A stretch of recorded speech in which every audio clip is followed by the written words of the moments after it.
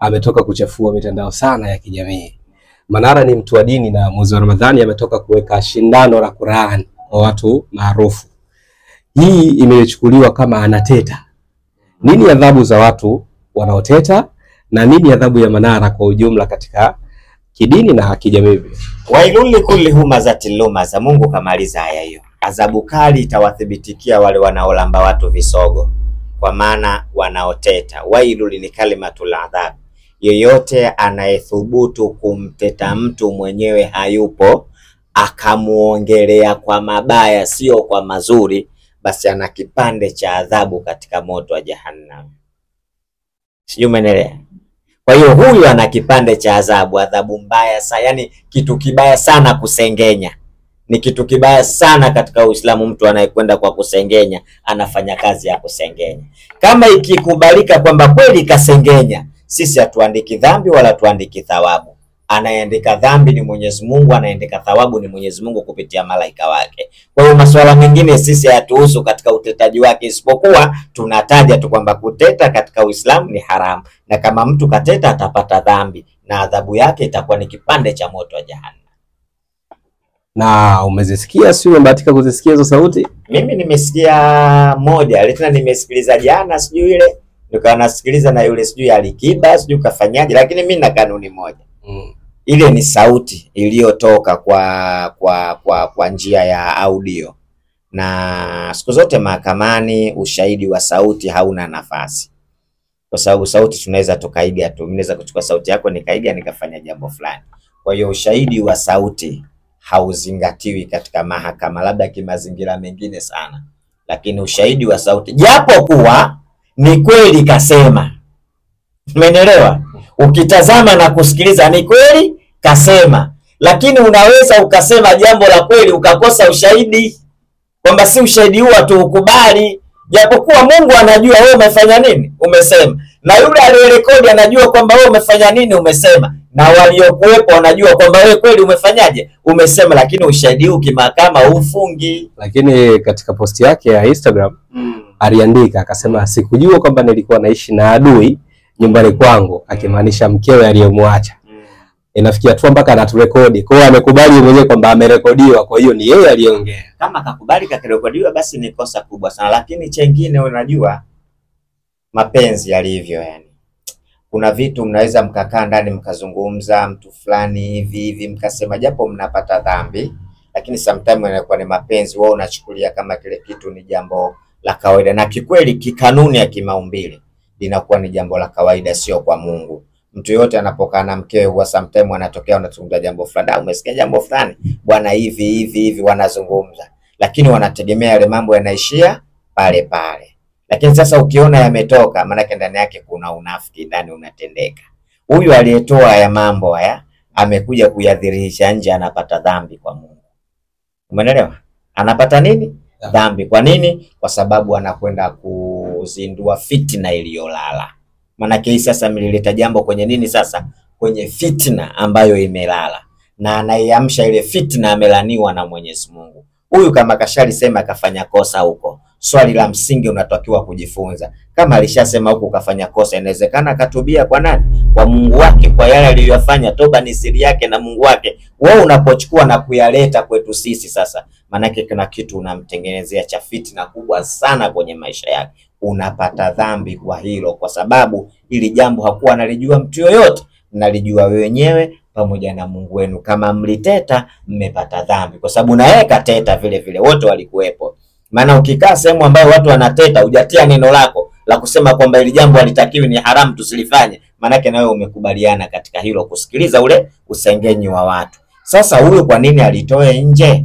Unapolitoa nje unapata dhambi. Kwa nini? Kwa sababu jambo limelizungumzwa kwa siri. Kwa nini wewe unalitoa katika dhahiri? Manake unalitoa unataka kumwangamiza huyu na kuonyesha namna yeye alivyo, japokuwa mbele za sura za watu alijionyesha kwamba yeye ni mwema, lakini akikaa ndani huwa wanasema watu wametambua hilo. Lakini wewe unapata dhambi. Kwa nini? Umeiamsha fitna iliyolala. Aliyetoa hizo taarifa kwa madai ya Mange Kimambi alimpa hela nyingi sana. Kwa hiyo tunaona jinsi gani pesa ilivyokuwa msaliti. Na alivyorekodi it means alizamiria. Na Haji Manara kitu ambacho kinamkuta sasa hivi ni ameharibu ugari wake kwa wale matajiri ambao walimuokota kipindi ameachwa na Simba. Nini ushauri wako kwa Haji Manara? Kwa sababu amewasema watu ambao wao ndo wanamfadhili kwa 80% nadhani. Sasa mi swali ambalo nataka kujua kitu kimoja.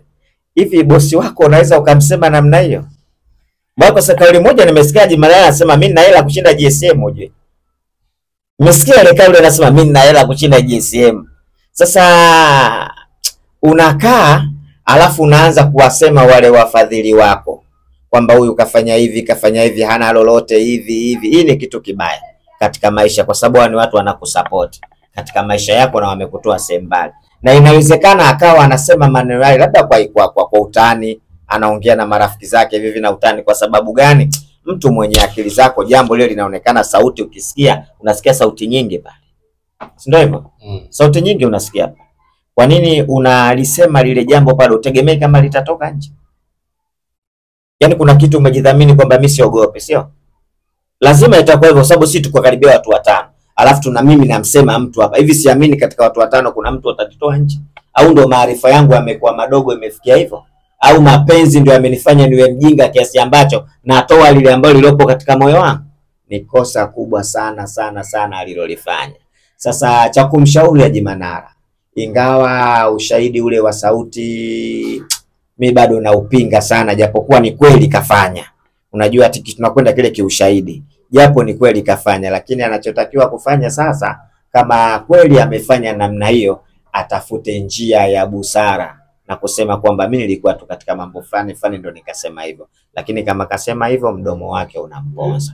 Hakuna kitu kibaya sana kulopoka. Ndio maana Uislamu unahimiza sana tusilopoke. Na amelaniwa kila mtu anayesema anayolisikia. Kwamba umesikia hapa umelisema wewe unapata laana. Kwa nini? Unaamsha fitna. Lakini kitendo alichokifanya yule aliyekuwa mkewe nacho kafanya kitendo kibaya. Siri za kwenu, inawezekana yule ana siri nyingi mpaka za kitandani. Na ipo siku atazibomoa kwa staili hiyo anayokwenda nazo, atakuja kuzitoa. Wale ni Waislamu na Uislamu haupo hivyo wanavyoishi wao. Lakini kitu cha kwanza cha kutambua ndoa yao namna ilivyo, ni mshauri Haji Manara aoe ndoa ya Kiislamu, sio ya umaarufu. Umri aliyokuwa nao ni umri wa kuangalia majukumu mengine anayokwenda, sio kuhangaika na vitoto vya 2005 vitakupa shida hivi. Bado wao vinataka namna ya kutrendi katika mitandao, kufanyaje. Sasa Haji, kama pesa unayo, fanya mambo mengine basi, kama vile mambo ya dini mengine. Achana na hivi vitu ambavyo vinakuvunjia heshima. Sio heshima tu, hata kwa Mungu vinakuweka mahala sio salama. Angalia hii fitna iliyotengenezwa, angalia hii fitna iliyofanyika, ili akiwepo mtu ambaye anachuki atamkubali tena yule? Hawezi kukubali. Kwa hiyo kama kweli kafanya hilo, aliombee msamaha. Wanadamu ameumbwa katika kusamehe, naamini kwamba watamuelewa, watamsamehe. Lau kama wametengeneza trendi nyingine, hatuwezi kujua bwana. Watu wasanii wanatulipaga ujinga usiokuwa na maana. Inawezekana lote ile trendi tulimetengenezwa hilo ili kuna mtu anataka kuzindua sabuni yake hapo, inawezekana hapo wanatengeneza trendi, watu tuwe makini huko, litengenezwe sabuni hapo, litajwe tuna nani sabuni. Ni vitu huko tu nchi yani. Yani wewe ukitaka kufanya jambo lako mbele ya watu, si una shida kwa kusanya watu? Vua nguo barabarani pale, kitu kitatokea nini?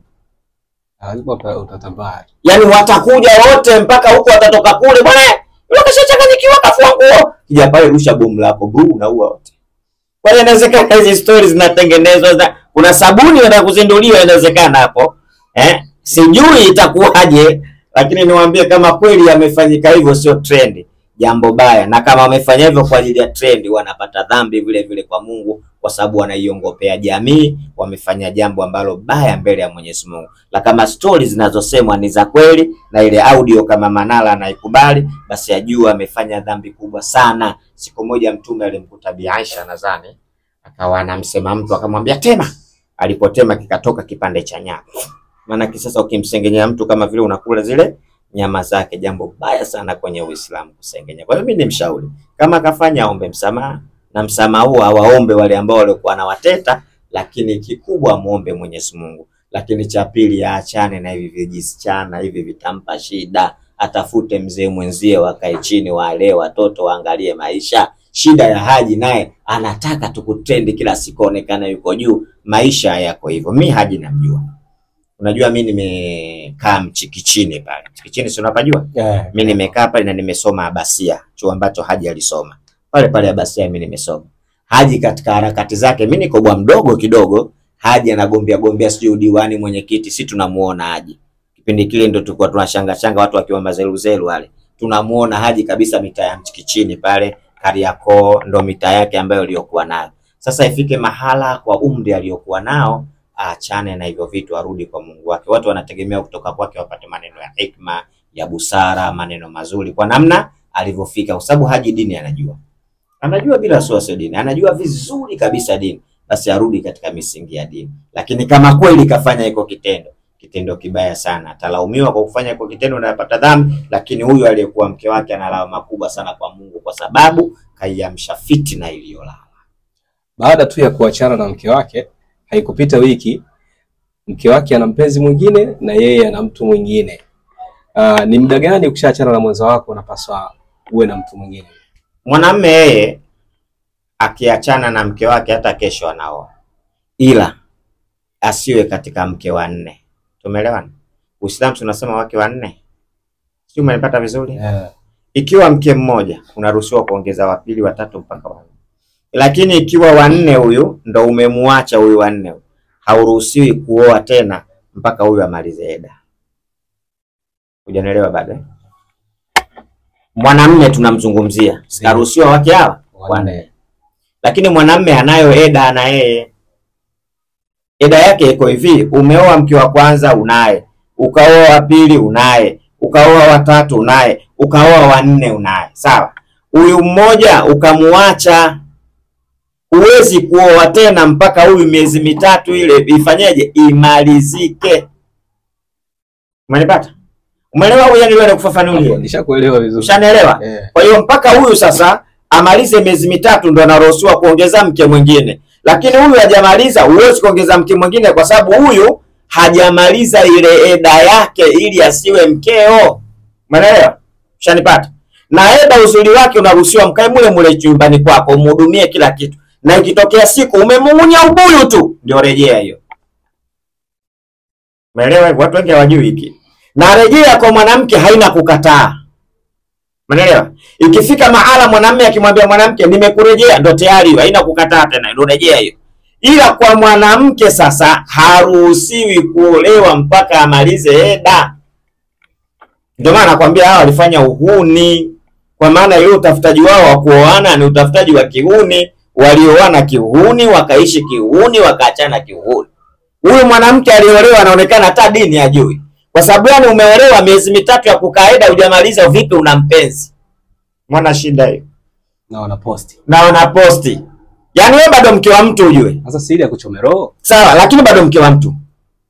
Yaani Haji Manara akija kwako akisema nimekurejea, lakini ametoa taraka 3. Amemaliza zote 3 kwa mpigo zote 3, bado huyu atakaa eda. Tatakiwa akaa eda ya kusikilizia tumboni kuna nini? Kama kuna ujauzito Haji unaenda kumpa mtu mwingine inakuwaje? Umeelewa? Atakaa eda. Amefanya kosa kubwa sana kisheria. Yaani hujamaliza hata miezi mitatu tayari una mwanamume unamposti tayari yule mwanamume. Hiyo haiwezekani. Ndio maana nakwambia walitafutana kihuni, wakaoana kihuni na wameachana kihuni. Lakini hata Haji pia alimchukua Zairisa akiwa mke wa mtu. Alikuwa mke wa Dula Makabila kindoa. Na alivyomwachanisha tu haikupita hata mwezi, maana eda akamuoa. Hii kisheria inasui kwa sababu umeoa. Haisui. Yaani kama mtu anakuwa mke wake kamwacha mwezi bado wewe ukaoa, hakuna ndoa, unafanya zina. Kwa sababu ndoa lazima huyo akae miezi mitatu ya eda. Ndio maana nakwambia wametafutana kihuni, wameoana kihuni na wanaachana kihuni. Moja ya interview ambayo amefanya juzi kati ya Haji Manara, alisema kuna mtu huwa anapita kwenye peji zake anamtukana sana kuhusu yeye ni albino. Lakini watu wengi ambao wamekuwa wakifanya hivyo amekuwa kama akiwaachia laana hivi, nao wanazaa watoto albino. Hii toka enzi za mitume ilikuwepo ama ni kuna kitu wanafanya labda Haji? Hapana, anachofanya chochote. Lakini chengine, albino ni binadamu. Ni ukosefu wa kitu fulani tu ambao unasababisha yule kuwa albino. Lakini Mungu akikuandikia namna ya mtoto unayempata, hakuna mtu anaendeka barua kwamba kuhitaji mimi namtaka mtoto wa staili gani. Kwa hiyo Mungu anaweza kukupa albino vile vile. Na sometimes Mungu anaweza akakufanyisha kuja nikupe na wewe uone kwamba kitatokea nini. Sijui umeelewa? Mungu anaweza akakufanyisha hivyo. Lakini swala la kuwanyanyapaa wote wale wenye ugonjwa wote ule katika Uislamu ni makosa makubwa sana, kwa sababu hakuandika barua kwamba anahitaji kuwa vile. Mungu ndo kaamua kumfanya vile. Sasa baadhi ya nyakati unaweza ukamfanyia hivyo afu Mungu akakupa wewe ili uone ule uchungu na wewe uone imekuwaje. Tunakatazwa sana kuwacheka watu. Tunakatazwa sana kuwasemanga watu na kuwanyanyapaa watu. Hakuna chochote haja anachofanya zaidi ya kulia na Mungu wake. Unajua kitu kikikuumiza ukiamua kulia na Mungu, Mungu anajibu. Sana sana sana. Sema ngoja nikuonyeshe basi. Na wewe ukoje? Utafanya nini? Leo kuna baadhi ya vijana wakikaa barabara akipita mtu mlemavu unakuta wanafanyaje? Wanacheka, wanaga, "Oh, hujazaa wewe. Wala hujamaliza dunia hii. Kabla hujafa hujaumbika. Sijue Mungu ukamsababishia kuonyeshe mfano wewe kwenye maisha yake." Kwa hiyo ni kitu kibaya sana. Haja afanye chochote zaidi ya kulia na Mungu wake kwa kile kitendo anachoona yeye anadhalauliwa. Kwa haya yote ambayo yametokea, unataka kuambia nini wana Pronto Media pamoja na mashabiki zako wa Sheikh Shafii kuhusu kila kitu ambacho kinaendelea katika jamii na mikasa hii ambayo tumezungumzia leo? Kwanza mimi nataka niwaambie, mimi napenda sana kuishi kidini. Unajua si katika dini bwana kumepangwa kila kitu katika dini yani. Yaani ukikosea umekosea mwenyewe. Kwa mfano sisi kwenye Uislamu ukitaka kuoa, unaambiwa uchague mwanamke, nasabu yake, uzuri wake, mali zake, lakini dini yake. Mtume akasema chagua mwanamke mwenye dini. Kwa nini? Utafurahi katika maisha yako. Kwa nini utafurahi? Mwanamke aliyoko katika dini anaelekezeka. Unajua juzi mimi ngoja nikutoa kidogo hapa. Nilizungumza watoto wa mjini. Nani wanakuja kuharibu watoto wa mjini, nikaona Jimanala kaposti ile, lakini kuposti chini akaandika kwamba walikuwa hawavai vipedo wala nini. Akaiweka ile chini pale. Kweli shehe bwana, mwaka gani silikuwa tu wanawake wavai vipedo wala nini? Kwa nini sasa wanavaa vipedo? Wanavaa vipedo kwa sababu mazingira ya dini yamepotea. Unapooa mwanamke mwenye dini, yule mwanamke akiwa na dini anarekebishika. Hakuna kitu kizuri duniani kama mtu kumuogopa Mungu. Bwana, unachokifanya Mungu kakataza. Unachokifanya sio kitu sawa. Unachokifanya kibaya, anaogopa Mungu wake kwa sababu ana dini. Lakini Mtume naye akasema, na wewe mwanamke chagua mwanaume mwenye dini na tabia nzuri. Kisha pande dini na Tabia nzuri. kuna watu wana dini lakini tabia zao mbaya. Ndio kama unamwona vile labda Jimanala vile, tumchukulie mfano, kama kweli kavuka sema yale maneno, dini ana lakini tabia huko imefeli. Umeona sasa? Ndio maana sasa huu ndoa inafanyaje hapa, inavunjika. Lakini mwanamume akiwa na dini, mwanamke akiwa na dini, basi jambo linakwenda vizuri. Lakini tazama Uislamu, wakati unachagua mama wa watoto wako na mama anachagua baba wa watoto wako, Mtume akasema chagueni mahala pa kuweka mbegu zenu, kishipa kinarithi. Ukitaka kuoa tazama nyuma mama yake, unataka kumuoa tazama bibi yake, tazama familia yake. Lakini mkishafunga ile ndoa, mnafunga kwa maslahi ya Uislamu. Leo ndoa zinazofungwa za kina Jimanala, uelewi yani ndoa ile mwanamke vichuchu vinaonekana, kavaa ovyo tu. Yani ndoa tu wenyewe inaanza kukwambia hapa hakuna nini hapa. Hamna maadili. Hamna maadilifu wala hakuna usalama, hii ndoa haitoweza kudumu. Unaona kabisa hii haifiki mbali, kwa sababu wameoa kwa ajili ya show, ya kuwaonyesha watu, sio kwa ajili ya kwamba Mungu anataka nini. Lakini wakati mnaoana mnaanza kufanya yale mapenzi, kuna dua ya kumwandaa mtoto mnayemzaa. Allahumma jannibna shaitan wa jannibi shaitani ma razaqtana. Mnamuomba Mungu tuepushe na shetani na kiepushe na shetani hiki ambacho unachoruzuku. Umekiona? Wakati mnafanya ile jimaa tu, mnaanza pale pale kumuomba Mungu wakati mnafanya ile jimaa. Mtoto kazaliwa, akizaliwa tu pale pale unaambiwa mshike sikio lake muadhinie. Kwa nini? Kichwani unaingiza kitu cha kwanza kabisa maneno ya Mungu anayasikia kutoka duniani. Mlambishe na asali. Manake nini? Kitu cha kwanza mdomoni unakiingiza ni utamu wa maneno yake. Siku ya 7 unampa jina, umeambiwa umfanyie hakika, umchinjie kondoo ama mbuzi. Kwa nini unamchinjia pale? Unamwandaa mtoto bima yake ya afya. kwa maana ile bima ya afya, mtoto ukimfanyia hakika, hata akipinduka sometime viungo vyake haviwezi kufanyaje, kuvunjika. Ndio maana ya hakika. Unachukua zile nywele, unazipima katika gramu, unapata kiasi fulani, pesa yake unamtolea sadaka mwanao akiwa mdogo. Umeona malezi haya? Mtoto anaendelea, kafikisha miaka 5, mtoto afundishe kwenda madrasa. Kafikisha miaka 7, afundishwe kuswali. Miaka 10 hajaswali, anapigwa, anachapwa. Mtoto toka unamtafuta mama yake na baba yake mpaka mtoto anabalere, umenyosha katika maelezo ya dini, mtaishi vizuri sana. Lakini watoto wengi sasa hivi, wengi bongo flavor. Kipita nyumba 2 ya 3 kuna mwanamuziki. Nyumba 2 ya 3 mwanamuziki. Mtoto utakuta kiatu chake namba 5, kala t-shirt na jinzi yake, lakini anavaa kiatu namba 10. Katika kona kinaanza kutangulia kabla mwenye hajafika. Afu anakuwa na wajinga wenzie 5 6 pembeni, anashuka mistari ya 1 2 3, naruka kama chatu. 4 5 6 mvua za masika, 7 8 9 washikaji wanatisha, 10 naongeza najua mtageza. Mzee anambia kamua baba, kamua baba. Unaona shida inaanza? Umeona shida hii? Naiona. Inaanza hapa hii. Hapa ndio inaanza shida hii. Utasikia hujaadhiniwa, kaadhiniwa mara 7 babake na mamake wakati wanamtafuta hawajafanya kujikinga na shetani. Ndio toto linakuwa katika staili ile sasa. Leo Dar es Salaam ukiona mtaja Mungu wewe ndo chizi. Ni Dar es Salaam hivyo badilika, ukiona mtaja Mungu wewe ndo chizi.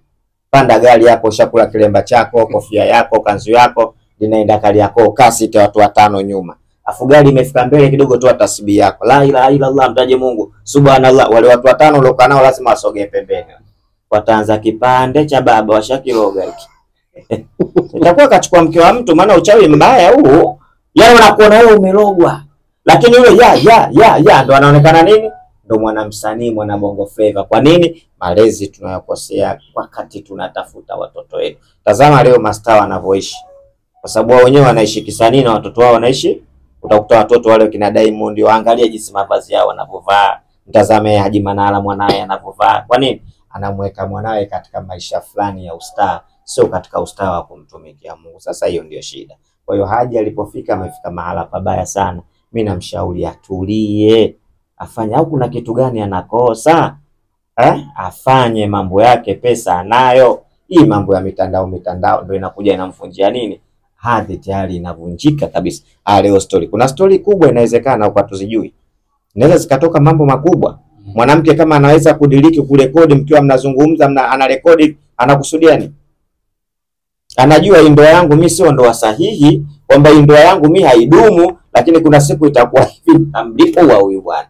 Mkeo anaweza kufanya mambo haya? Alishajiandaa kivita, maana kitoka mko ndani ya ndoa kachajiandaa. Ina maana kuna matendo alishayaona ndani ya ndoa. Hapa mimi bwana, safari hamna, ngoja nijiandae kivita na silaha zangu. Ndo zinatoka sasa silaha.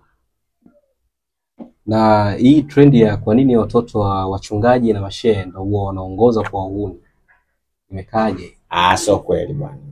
Sisi tuna watoto, mbona bwana sio wahuni bwana? Namna malezi tutokayolea bwana. Malezi tutokayolea sio kweli bwana. Hilo mimi nalipinga kabisa. Wachungaji na mashehe watoto wao ndio wanaongoza kwa uhuni. Kuna mashehe watoto wao wamenyoka kabisa. Baadhi yao sema, sio wote. Sio wote tuna watoto, lakini watoto wetu mbona wamenyoka vizuri kabisa. Na tunapambana ili tusidhalilike. Tunamuomba Mungu usitudhalilishe ya Allah. Kwa nini mtoto wangu mimi Sheikh Shafi akiwa muhuni nitakaa salama mimi? Utakuwa mtihani Sheikh. Kwa hiyo bwana, mimi niwaombe karibuni kwanza tena na tena na tena. Na usiache kusubscribe katika channel yako ili kupata vitu vingi. Mimi na imani mazali mmekuja hapa, basi kila siku tutakuwa tunakula vitu. Kwamba wananchi wajiandae kwamba tunaenda kula vitu vizuri huko mbeleni tunakwenda. Cha mwisho tunakwenda kwenye uchaguzi. Amani itawale, ili kuna maisha baada ya uchaguzi. Kila mtu apige kula kwa yule ambaye anamhitaji, wala sikushawishi mtu yoyote. Ila tunapenda sana kuomba amani itawale. Ila watu nao watende haki ili tuishi katika amani. Amen. Nashukuru sana. Kwa kauli moja nimesikia Haji Manara anasema mimi nina hela kushinda GSM uje. Nimesikia ile kauli anasema mimi nina hela kushinda GSM. Sasa unakaa alafu unaanza kuwasema wale wafadhili wako kwamba huyu kafanya hivi, hana lolote hivi. Hii ni kitu kibaya katika maisha, kwa sababu ni watu wanakusupport katika maisha yako na wamekutoa semba. Unasikia sauti nyingi pale, si ndio hivyo? Sauti nyingi unasikia. Kwa nini unalisema lile jambo pale utegemei kama litatoka nje? Yaani kuna kitu umejidhamini kwamba mimi siogope, sio? Lazima itakuwa hivyo, sababu sisi tuko karibia watu 5. Alafu tuna mimi namsema mtu hapa. Hivi siamini katika watu 5 kuna mtu atatitoa nje? Au ndo maarifa yangu yamekuwa madogo imefikia hivyo? Au mapenzi ndio yamenifanya niwe mjinga kiasi ambacho natoa lile ambalo lilopo katika moyo wangu?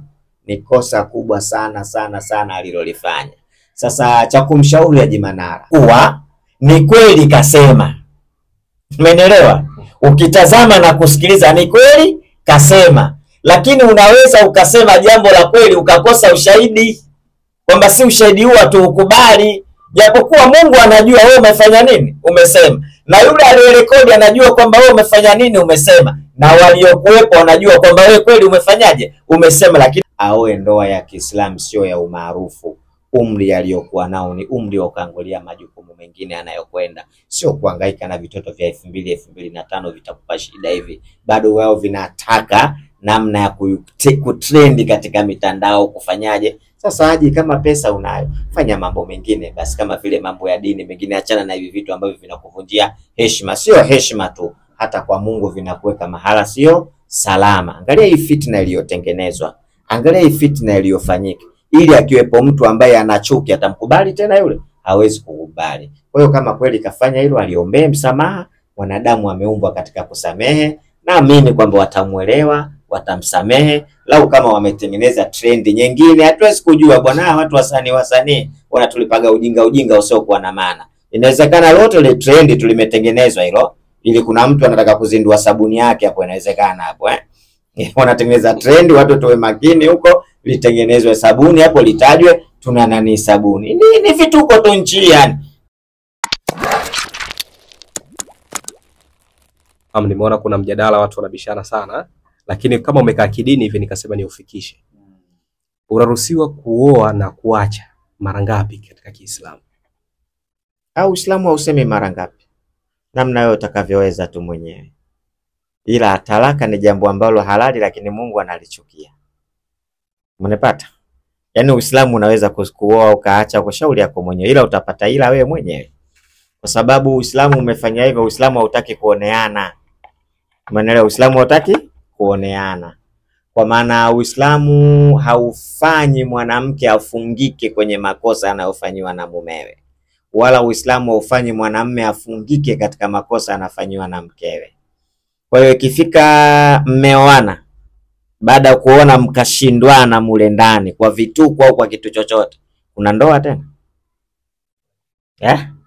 Yaani wewe na mkeo ndani ya nyumba muelewane, kuna ndoa? Hakuna ndoa. Kwa hiyo sheria inaruhusu kuacha. Na mwanamke anaruhusiwa kudai talaka, ili watu walielewe. Sio kwamba wewe mwanamume ndio kadai mimi ndio talaka yangu sitoi. Usipotoa, mwanamke kuna sheria anatakiwa ajivue. Tumeelewana? Atajivua. Kujivua maana yake ataenda kwa kadhi. Akishafika kwa kadhi pale atazungumza. Mwanamume utapigiwa simu na barua uende kwa kadhi mkasuluhishe. Ikifika pale akisema mimi mwanamume huyu simtaki, sina haja naye, tatizo nini? Simtaki tu, siri zangu mwenyewe nazijua. Kitendo cha kusema simtaki, utaambiwa mwanamke mpe hela yake huyo. Utataja hela ya mahali yako. Bwana nipe 800,000. Ukitoa 800,000 ndio talaka hiyo. Kwa nini unachukua pesa? Kwa sababu wewe unamtaka yule mwanamke, huna shida ya kumuacha na yeye hahitaji ndoa, na ukiendelea kulazimisha ndani hamna maelewano, hiyo sio ndoa, ndoano. Kwa maana hiyo sasa ondoka wewe sasa, lakini rudishie hela yangu, nafasi yako nikatafute mwanamke mwingine afanyeje? Akae. Hiyo kisheria inakuwa kama ni talaka ngapi sasa? Moja. Hiyo ni talaka moja. Kwa akirudi, akitaka yeye kurudi kukurudia, naye anaruhusiwa kukurudia. Wewe sasa ikiwa yeye kaona kwamba mimi bwana hapa nishaona hivi, nishaonaonesha hivi bwana nimeivu hivi, basi inaruhusiwa kurudiana. Wala hamna shida. Mzazi wako anapokuambia kwamba hii ndoa yako ya mwisho, ukiacha hii usioe tena, na wewe ukavunja yale maagano, inakuwaje kidini? Kuna adhabu ama wakati unaenda kutenda tena jambo la heri? Kuna kitu hapo hawajakielewa watu. Watu wengi wanaoa kwa sababu ya starehe. Lakini kuoa ni nusu ya dini.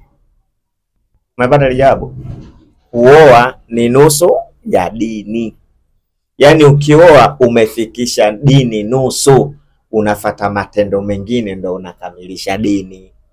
Kwa hiyo hakuna mzazi anayethubutu kukwambia wewe usioe, kwa sababu kuoa ni muamala wewe na Mungu wako kufikisha nusu ya dini. Huyu anayenyambia nisioe, manake ananikataza mimi nisifikishe nusu ya dini, na kila mtu atabeba mzigo wake mwenyewe. Kwa hiyo hana mamlaka hayo ya kuniambia kwamba hii ndoa yako ya mwisho usioe. Ili agizo la Mungu, sio la baba wala la mama. Unanipata vizuri? Ili agizo la nani? La Mungu, sio la baba wala la mama. Kwa hiyo mimi ninapooa nakamilisha nusu ya dini. Niache kukamilisha nusu ya dini kwa sababu ya baba au mama? Huko motoni hata nitaenda naye. Kwa hiyo mimi natafuta pepo yangu. Lakini watu haoi kwa sababu hii, ndio hapo shida inapokuwepo. Watu wanaoa kwa sababu labda ya umaarufu, anataka aonekane naye kaoa, na hiyo ndoa yenyewe anayooa haifati misingi ya dini, inakwenda kishetani na kuachana, wataachana kishetani. Nimekuuliza hilo swali kutokana na mmoja wa baba wa mtu maarufu wa Tanzania, anazungumzia Haji Sunday Manara. Alitoa hiyo kauli katika ndoa yake ya mwisho na Bi Zairisha, ambao wametoka kuachana juzi kati. Alimwambia Manara, unaoa na kuacha, unaoa na kuacha, hii ndiyo ndoa yako ya mwisho. Ndio maana nikakuuliza ile mradi watu wakae sawa. Hana sheria hiyo. Sheria kumwambia mtu ndoa yako ya mwisho? Hakuna sheria hiyo, wala hakuna mamlaka hayo. Ndoa ni baina muamala wako wa kutengeneza amali yako ya nusu ya dini kwenda kwa Mola wako. Swala la kuacha, kuoa, kuacha halihusiani katika dini yetu kwamba kuna jambo litatokea. Hii ni tabia yake huyu, japokuwa Uislamu umeruhusu kuachana, lakini huyu sasa anapoelekea inaonekana kwamba kuna kitu anakitafuta, sio ridhaa ya Mungu. Na tumeona hapa siku ya juzi na jana ametoka kuchafua mitandao sana ya kijamii. Manara ni mtu wa dini, na mwezi wa Ramadhani ametoka kuweka shindano la Qur'an kwa watu maarufu. Hii imechukuliwa kama anateta. Nini adhabu za watu wanaoteta, na nini adhabu ya Manara kwa ujumla katika kidini na kijamii? Wailul kulli humazatil lumaza. Mungu kamaliza aya hiyo. Adhabu kali itawathibitikia wale wanaolamba watu visogo, kwa maana wanaoteta. Wailul ni kalimatul adhab. Yeyote anayethubutu kumteta mtu mwenyewe hayupo, akamuongelea kwa mabaya sio kwa mazuri, basi ana kipande cha adhabu katika moto wa Jahannam. Sijui umeelewa? Kwa hiyo huyu ana kipande cha adhabu mbaya sana, yani kitu kibaya sana kusengenya. Ni kitu kibaya sana katika Uislamu. Mtu anayekwenda kwa kusengenya anafanya kazi ya kusengenya. Kama ikikubalika kwamba kweli kasengenya, sisi hatuandiki dhambi wala tuandiki thawabu. Anayeandika dhambi ni Mwenyezi Mungu, anayeandika thawabu ni Mwenyezi Mungu kupitia malaika wake. Kwa hiyo masuala mengine sisi hayatuhusu katika utetaji wake, isipokuwa tunataja tu kwamba kuteta katika Uislamu ni haramu, na kama mtu kateta atapata dhambi na adhabu yake itakuwa ni kipande cha moto wa Jahannam. Na umezisikia, sio umebahatika kuzisikia hizo sauti? Mimi nimesikia moja, tena nimesikiliza jana, sijui ile nikawa nasikiliza na yule sijui Alikiba, sijui kafanyaje, lakini mimi na kanuni moja.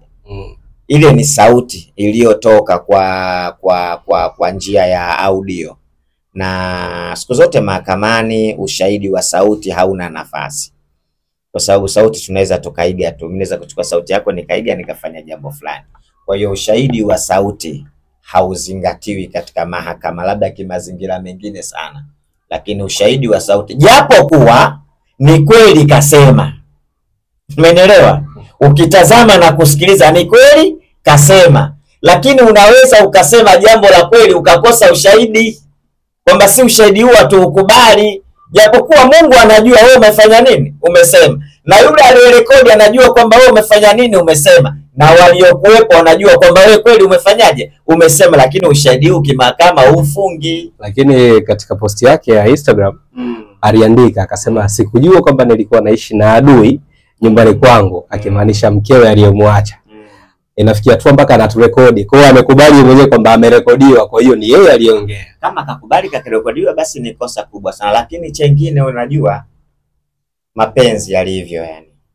Kuna vitu mnaweza mkakaa ndani mkazungumza mtu fulani hivi mkasema japo mnapata dhambi, lakini sometimes inakuwa ni mapenzi, wewe unachukulia kama kile kitu ni jambo la kawaida, na kikweli kikanuni ya kimaumbile linakuwa ni jambo la kawaida, sio kwa Mungu. Mtu yote anapokaa na mkewe huwa sometimes anatokea anazungumza jambo fulani, umesikia jambo fulani bwana hivi wanazungumza, lakini wanategemea yale mambo yanaishia pale pale. Lakini sasa ukiona yametoka, maana yake ndani yake kuna unafiki ndani unatendeka. Huyu aliyetoa ya mambo haya amekuja kuyadhihirisha nje, anapata dhambi kwa Mungu. Umeelewa? Anapata nini? Dhambi. Kwa nini? Kwa sababu anakwenda kuzindua fitina iliyolala. Maana yake sasa mlileta jambo kwenye nini sasa? Kwenye fitina ambayo imelala.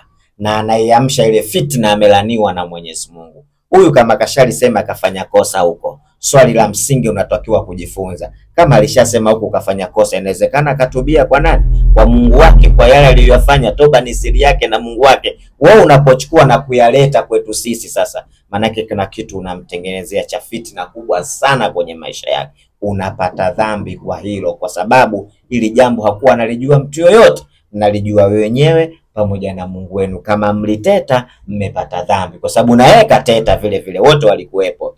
Maana ukikaa sehemu ambayo watu wanateta, hujatia neno lako la kusema kwamba ili jambo halitakiwi, ni haramu tusilifanye, maana yake na wewe umekubaliana katika hilo, kusikiliza ule usengenyi wa watu. Sasa huyu kwa nini alitoe nje? Unapolitoa nje unapata dhambi. Kwa nini? Kwa sababu jambo limelizungumzwa kwa siri. Kwa nini wewe unalitoa katika dhahiri? Manake unalitoa unataka kumwangamiza huyu na kuonyesha namna yeye alivyo, japokuwa mbele za sura za watu alijionyesha kwamba yeye ni mwema, lakini akikaa ndani huwa wanasema watu wametambua hilo, lakini wewe unapata dhambi. Kwa nini? Umeiamsha fitina iliyolala. Aliyetoa hizo taarifa kwa madai ya Mange Kimambi alimpa hela nyingi sana. Kwa hiyo tunaona jinsi gani pesa ilivyokuwa msaliti, na alivyorekodi timisi alizamiria. Na Haji Manara kitu ambacho kinamkuta sasa hivi ni ameharibu ugari wake kwa wale matajiri ambao walimuokota kipindi ameachwa na Simba. Nini ushauri wako kwa Haji Manara? Kwa sababu amewasema watu ambao wao ndo wanamfadhili kwa 80% nadhani. Sasa mi swali ambalo nataka kujua kitu kimoja. Hivi bosi wako unaweza ukamsema namna hiyo? Bako kauli moja nimesikia Haji Manara anasema mimi nina hela kushinda GSM uje. Nimesikia ile kauli anasema mimi nina hela kushinda GSM. Sasa unakaa alafu unaanza kuwasema wale wafadhili wako kwamba huyu kafanya hivi hana lolote hivi. Hii ni kitu kibaya katika maisha, kwa sababu ni watu wanakusupport katika maisha yako na wamekutoa sehemu mbali. Na inawezekana akawa anasema maneno yale labda kwa utani, anaongea na marafiki zake hivi na utani. Kwa sababu gani? Mtu mwenye akili zako, jambo lile linaonekana, sauti ukisikia, unasikia sauti nyingi pale. Si ndio hivyo? Sauti nyingi unasikia. Kwa nini unalisema lile jambo pale utegemee kama litatoka nje? Yaani kuna kitu umejidhamini kwamba mimi siogope, sio? Lazima itakuwa hivyo, sababu sisi tuko karibia watu watano. Alafu tuna mimi namsema mtu hapa. Hivi siamini katika watu watano kuna mtu atatitoa nje? Au ndo maarifa yangu yamekuwa madogo imefikia hivyo? Au mapenzi ndio yamenifanya niwe mjinga kiasi ambacho natoa lile ambalo lilopo katika moyo wangu? Ni kosa kubwa sana alilolifanya.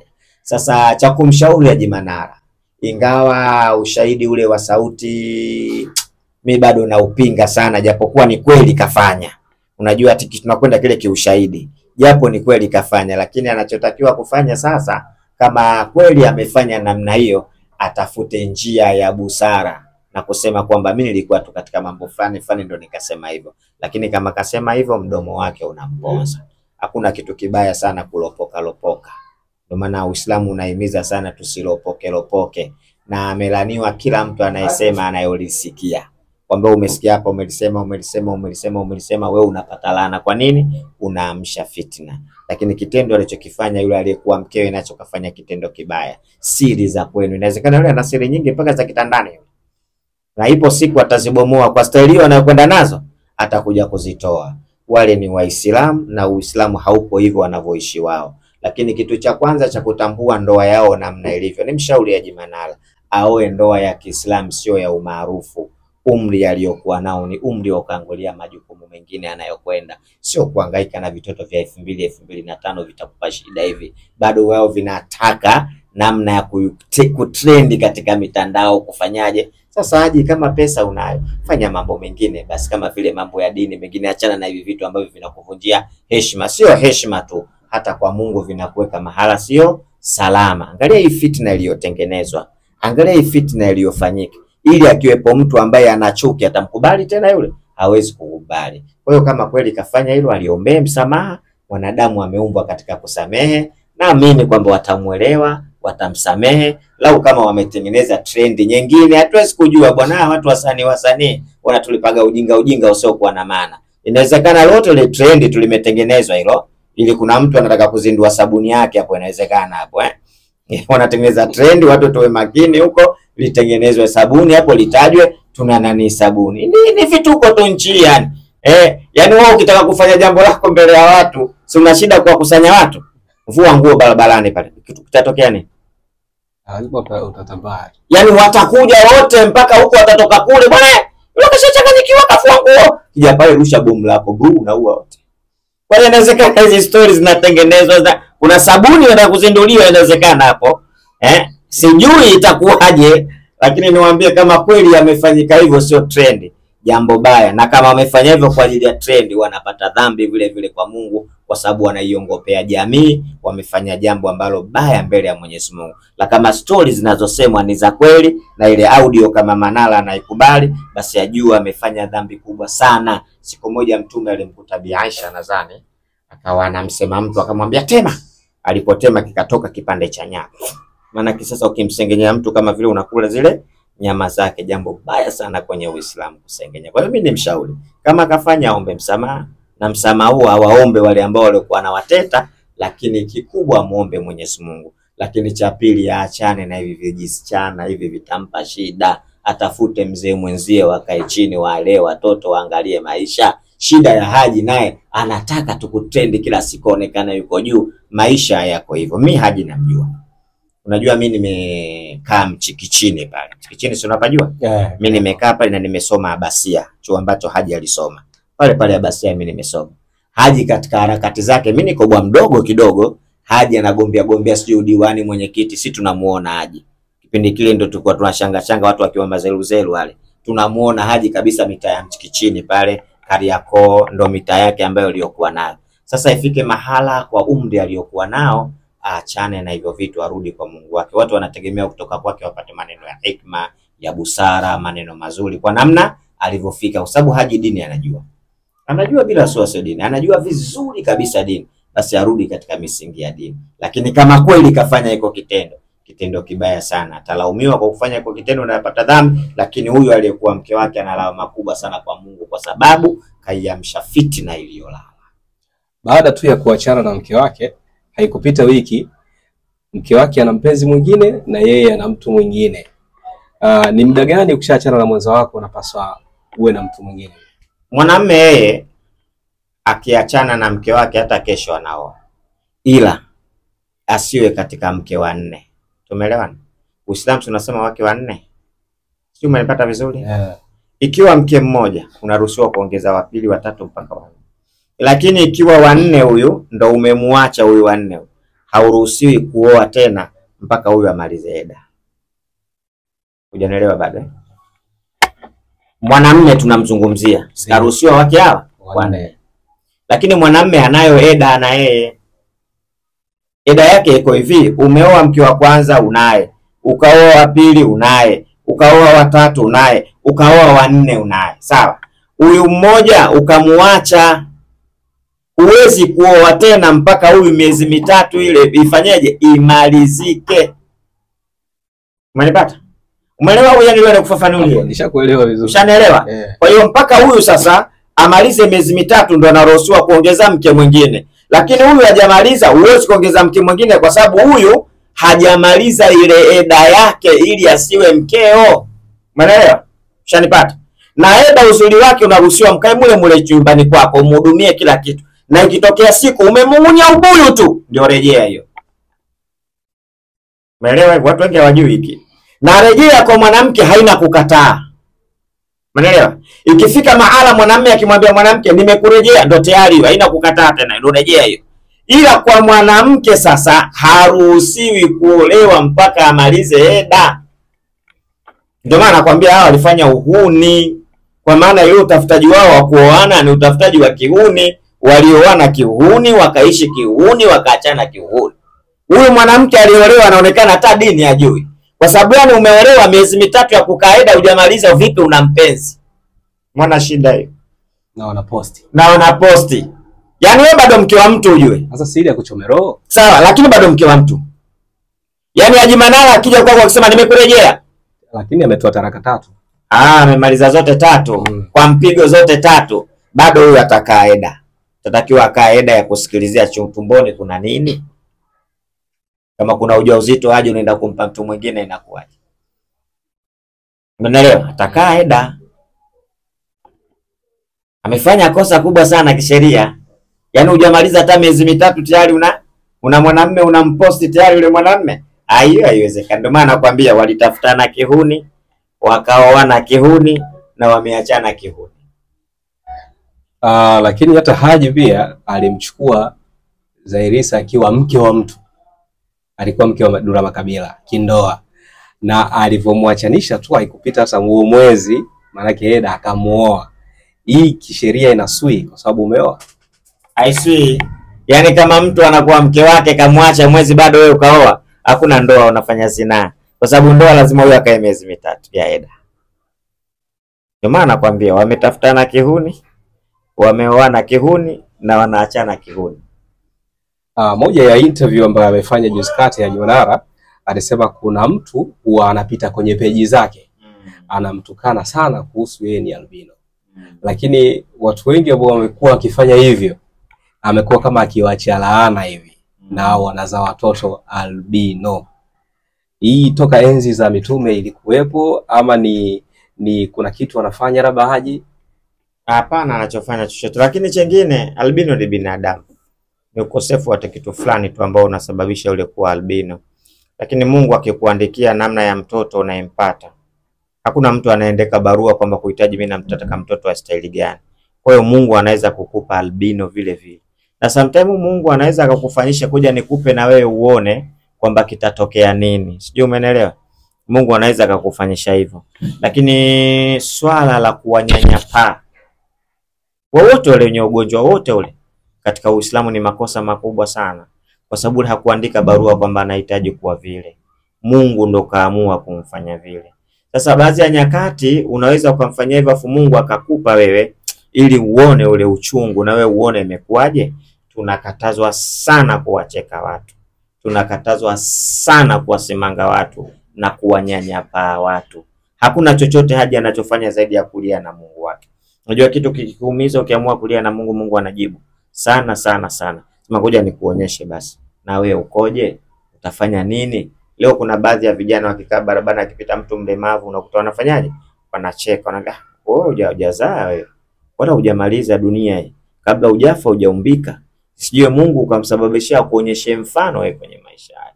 Kwa hiyo ni kitu kibaya sana. Haji afanye chochote zaidi ya kulia na Mungu wake kwa kile kitendo anachoona yeye anadhalauliwa. Kwa haya yote ambayo yametokea, unataka kuambia nini wana Pronto Media pamoja na mashabiki zako wa Sheikh Shafii kuhusu kila kitu ambacho kinaendelea katika jamii na mikasa hii ambayo tumezungumzia leo? Kwanza mimi nataka niwaambie, mimi napenda sana kuishi kidini. Unajua si katika dini bwana kumepangwa kila kitu katika dini yani. Yaani ukikosea umekosea mwenyewe. Kwa mfano sisi kwenye Uislamu ukitaka kuoa, unaambiwa uchague mwanamke, nasabu yake, uzuri wake, mali zake, lakini dini yake. Mtume akasema chagua mwanamke mwenye dini. Kwa nini? Utafurahi katika maisha yako. Kwa nini utafurahi? Mwanamke aliyoko katika dini anaelekezeka. Unajua juzi mimi ngoja nikutoa kidogo hapa. Nilizungumza watoto wa mjini.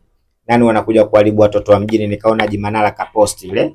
Lakini kuposti chini akaandika kwamba walikuwa hawavai vipedo wala nini. Akaiweka ile chini pale. Kweli shehe bwana, mwaka gani silikuwa tu wanawake wavai vipedo wala nini? Kwa nini sasa wanavaa vipedo? Wanavaa vipedo kwa sababu mazingira ya dini yamepotea. Unapooa mwanamke mwenye dini, yule mwanamke akiwa na dini anarekebishika. Hakuna kitu kizuri duniani kama mtu kumuogopa Mungu. Bwana, unachokifanya Mungu kakataza, unachokifanya sio kitu sawa, unachokifanya kibaya, anaogopa Mungu wake kwa sababu ana dini. Lakini Mtume naye akasema, na wewe mwanamke, chagua mwanaume mwenye dini na tabia nzuri. Kisha pande dini na tabia nzuri. Kuna watu wana dini lakini tabia zao mbaya. Ndio kama unamwona vile Haji Manara pale, tumchukulie mfano, kama kweli kavuka sema yale maneno, dini ana lakini tabia huko imefeli. Umeona sasa? Ndio maana sasa huu ndoa inafanyaje hapa, inavunjika. Lakini mwanamume akiwa na dini, mwanamke akiwa na dini, basi jambo linakwenda vizuri. Lakini tazama Uislamu, wakati unachagua mama wa watoto wako na mama anachagua baba wa watoto wako, Mtume akasema chagueni mahala pa kuweka mbegu zenu, kishipa kinarithi. Ukitaka kuoa tazama nyuma mama yake, unataka kumuoa tazama bibi yake, tazama familia yake. Lakini mkishafunga ile ndoa, mnafunga kwa maslahi ya Uislamu. Leo ndoa zinazofungwa za kina Haji Manara, uelewi, yani ndoa ile mwanamke vichuchu vinaonekana, kavaa ovyo tu. Yani ndoa tu wenyewe inaanza kukwambia hapa hakuna nini hapa. Hamna maadili. Hamna maadilifu wala hakuna usalama, hii ndoa haitoweza kudumu. Unaona kabisa hii haifiki mbali kwa sababu wameoa kwa ajili ya show, ya kuwaonyesha watu, sio kwa ajili ya kwamba Mungu anataka nini. Lakini wakati mnaoana mnaanza kufanya yale mapenzi, kuna dua ya kumwandaa mtoto mnayemzaa. Allahumma jannibna shaitan wa jannibi shaitani ma razaqtana. Mnamuomba Mungu tuepushe na shetani na kiepushe na shetani hiki ambacho unachoruzuku. Umekiona? Wakati mnafanya ile jimaa tu, mnaanza pale pale kumuomba Mungu wakati mnafanya ile jimaa. Mtoto kazaliwa, akizaliwa tu pale pale unaambiwa mshike sikio lake muadhinie. Kwa nini? Kichwani unaingiza kitu cha kwanza kabisa maneno ya Mungu anayasikia kutoka duniani. Mlambishe na asali. Manake nini? Kitu cha kwanza mdomoni unakiingiza ni utamu wa maneno yake. Siku ya 7 unampa jina, umeambiwa umfanyie hakika, umchinjie kondoo ama mbuzi. Kwa nini unamchinjia pale? Unamwandaa mtoto bima yake ya afya. Kwa maana ile bima ya afya, mtoto ukimfanyia hakika, hata akipinduka sometime viungo vyake haviwezi kufanyaje kuvunjika. Ndio maana ya hakika. Unachukua zile nywele, unazipima katika gramu, unapata kiasi fulani, pesa yake unamtolea sadaka mwanao akiwa mdogo. Umeona? Umeona malezi? Mtoto anaendelea, kafikisha miaka 5, mtoto afundishe kwenda madrasa. Kafikisha miaka 7, afundishwe kuswali. Miaka 10 hajaswali, anapigwa, anachapwa. Mtoto toka unamtafuta mama yake na baba yake mpaka mtoto anabalere, umenyosha katika maelezo ya dini, mtaishi vizuri sana. Lakini watoto wengi sasa hivi, wengi bongo flavor. Kipita nyumba 2 ya 3 kuna mwanamuziki. Nyumba 2 ya 3 mwanamuziki. Mtoto utakuta kiatu chake namba 5, kala t-shirt na jinzi yake, lakini anavaa kiatu namba 10. Katika kona kinaanza kutangulia kabla mwenye hajafika. Afu anakuwa na wajinga wenzie 5 6 pembeni, anashuka mistari ya 1 2 3 naruka kama chatu. 4 5 6 mvua za masika. 7 8 9 washikaji wanatisha. 10 naongeza najua mtageza. Mzee anambia kamua baba, kamua baba. Unaona shida inaanza. Umeona shida hii? Unaona? Inaanza hapa hii. Hapa ndio inaanza shida hii. Utasikia hujaadhiniwa, kaadhiniwa mara 7 babake na mamake wakati wanamtafuta hawajafanya kujikinga na shetani. Ndio toto linakuwa katika staili ile sasa. Leo Dar es Salaam ukiwa unamtaja Mungu wewe ndo chizi. Ni Dar es Salaam hivyo badilika, ukiwa unamtaja Mungu wewe ndo chizi. Panda gari yako, ushakula kilemba chako, kofia yako, kanzu yako, linaenda kali yako, kasi te watu 5 nyuma. Afu gari imefika mbele kidogo, toa tasbihi yako. La ilaha illa Allah, mtaje Mungu. Subhanallah. Wale watu 5 waliokaa nao lazima wasogee pembeni. Wataanza kipande cha baba washakiroga hiki. Itakuwa kachukua mke wa mtu, maana uchawi mbaya huu. Yeye unakuona wewe umerogwa. Lakini yule ya ndo anaonekana nini? Ndo mwanamsanii, mwana bongo flavor. Kwa nini? Malezi tunayokosea wakati tunatafuta watoto wetu. Tazama leo mastaa wanavyoishi. Kwa sababu wao wenyewe wanaishi kisanii na watoto wao wanaishi. Utakuta watoto wale kina Diamond, waangalie jinsi mavazi yao wanavyovaa. Mtazame Haji Manara mwanae anavyovaa. Kwa nini? Anamweka mwanae katika maisha fulani ya ustaa, sio katika ustaa wa kumtumikia Mungu. Sasa hiyo ndio shida. Kwa hiyo Haji alipofika amefika mahala pabaya sana. Mimi namshauri atulie, afanye, au kuna kitu gani anakosa? Afanye mambo yake, pesa anayo. Hii mambo ya mitandao ndio inakuja inamfunjia nini hadhi, tayari inavunjika kabisa. Leo story, kuna story kubwa inawezekana huko tuzijui, inaweza zikatoka mambo makubwa. Mwanamke kama anaweza kudiriki kurekodi mkiwa mnazungumza, anarekodi, anakusudia nini? Anajua hii ndoa yangu mimi sio ndoa sahihi, kwamba hii ndoa yangu mimi haidumu, lakini kuna siku itakuwa hivi. Amlipo wa huyu bwana mkeo anaweza kufanya mambo haya. Alishajiandaa kivita, maana kitoka mko ndani ya ndoa kachajiandaa. Ina maana kuna matendo alishayaona ndani ya ndoa. Hapa mimi bwana safari hamna, ngoja nijiandae kivita na silaha zangu, ndo zinatoka sasa silaha. Na hii trend ya kwa nini watoto wa wachungaji na mashehe ndio huwa wanaongoza kwa uhuni imekaje? Sio kweli bwana. Sisi tuna watoto mbona bwana sio wahuni bwana, namna malezi tutokayolea bwana. Malezi tutokayolea sio kweli bwana. Hilo mimi nalipinga kabisa. Wachungaji na mashehe watoto wao ndio wanaongoza kwa uhuni? Kuna mashehe watoto wao wamenyoka kabisa. Baadhi yao sema, sio wote. Sio wote tuna watoto, lakini watoto wetu mbona wamenyoka vizuri kabisa. Na tunapambana ili tusidhalilike. Tunamuomba Mungu usitudhalilishe ya Allah. Kwa nini mtoto wangu mimi Sheikh Shafi akiwa muhuni nitakaa salama mimi? Utakuwa mtihani Sheikh. Kwa hiyo bwana mimi niwaombe karibuni kwanza tena na tena na tena. Na usiache kusubscribe katika channel yako ili kupata vitu vingi. Mimi na imani Mazali mmekuja hapa basi kila siku tutakuwa tunakula vitu. Kwamba wananchi wajiandae kwamba tunaenda kula vitu vizuri huko mbeleni tunakwenda. Cha mwisho tunakwenda kwenye uchaguzi. Amani itawale, ili kuna maisha baada ya uchaguzi. Kila mtu apige kula kwa yule ambaye anamhitaji, wala sikushawishi mtu yoyote. Ila tunapenda sana kuomba amani itawale. Ila watu nao watende haki ili tuishi katika amani. Amen. Nashukuru sana.